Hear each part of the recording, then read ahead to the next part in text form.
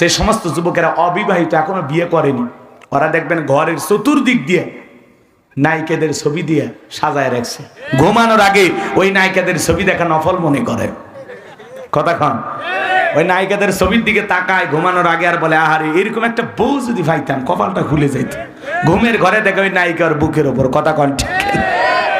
এই যুব সমাজ তরুণ তরুণীদেরকে নষ্ট করার যে মূল অস্ত্র তার নাম হলো মোবাইল। কথা বলেন এখন, বর্তমান সমাজের মানুষকে নষ্ট করছে কি? মোবাইল। এই মোবাইলের ওজন কম, কিন্তু মোবাইলের মাধ্যমে পাপের ওজনটা অনেক বেশি। কথা বলেন। যুবক যুবতী ঘরের দরজা বন্ধ করে রাতের আধারে একা একা কম্বলের ভিতরে ল্যাপের ভিতরে উল্টা পাল্টা ভিডিও দেখতেছে। সেই আছে না? না, আজকে যুব সমাজকে নষ্ট করছে মোবাইল। বাজান, মোবাইলের ওজন কম, কিন্তু মোবাইলের মাধ্যমে পাপের ওজনটা অনেক বেশি।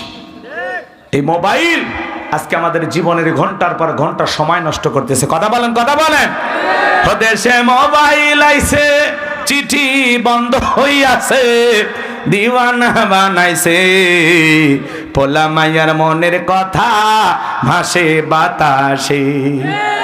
ও দেখো পোলা পানের মন বাদা ফেসবুকে এখন, মোবাইলে চ্যাটিং কইরা কাটায় সারাক্ষণ। এই মোবাইল পাইয়া দেখো রমজানের মাইয়া, এই মোবাইল পাইয়া দেখো মদনের মাইয়া কি কাণ্ড ঘটাইছে।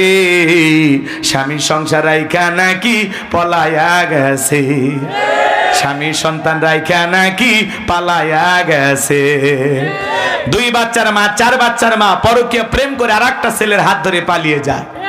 যে নারী স্বামী রেখে সন্তান রেখে আরেকটা পর পুরুষের হাত ধরে পালিয়ে যেতে পারে, ওটা নারী জাতির কলঙ্ক, ওটা ডাইনি, ওটা রাক্ষসী মহিলা। কেমনে পারলি মা? ও বোন, কেমনে পারলা স্বামী রেখা আরেকটা পর পুরুষের হাত ধরতে? কেমনে পারলি? 2-3টা বাচ্চা, এদের কথা তোর মনে হইল না? কথা কর না কে?